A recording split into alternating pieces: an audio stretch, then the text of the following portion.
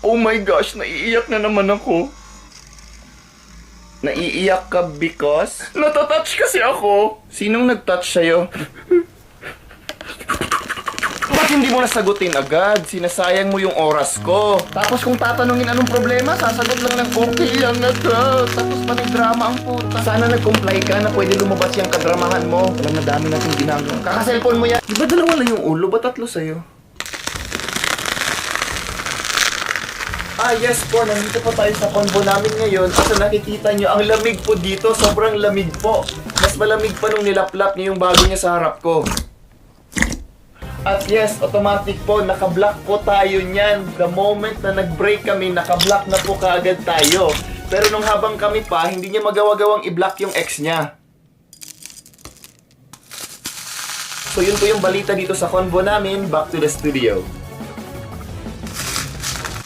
Uy, patingin ang pangatlo mo. Ma'am, sige po ma'am, laksan niyo po yung pag-ire. Ma'am, sige po, laksan niyo pa po. Ma'am, sabing laksan niyo yung pag-ire. Ma'am, lalaksan niyo na lang yung pag-ire, hindi niyo pa magawa ng tama. Lalaksan na lang nga, hindi pa magawa-gawa ng maayos. Wala, lumabas na yung baby! Oh my God, ang cute-cute ng baby niyo, ma'am. Congratulations, kamukhang-kamukha ng kabit niyo. Boy, time ka na, boy. Stan! Stan! Stan! Boy, time ka na. Sabing stan! Boy, sabing time ka na.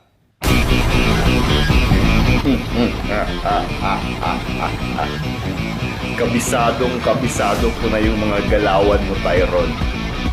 At meron na akong pang-extend. Hindi mo ako mahuhuli ng mga ganyan. Meron pa dito sa kabila. Pinapa-out na kita kasi 3 days ka na dito. Hinahanap ka na ng nanay mo. Ang na niyang headset. Yung keyboard mo, puro na kulangot. Puro ka stan yung YouTube naman pinapanood.